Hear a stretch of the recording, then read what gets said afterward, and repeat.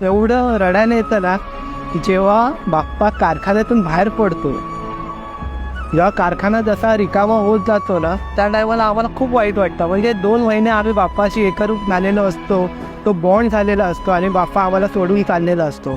तो तुमच्यासाठी आनंद असतो की 11 दिवस आमच्या घरी बाप्पा येतात, पण आमच्यासाठी तो थोडा म्हणजे वाईट वाटण्याचा क्षण असतो तो, की म्हणजे चालले बाप्पा आहे.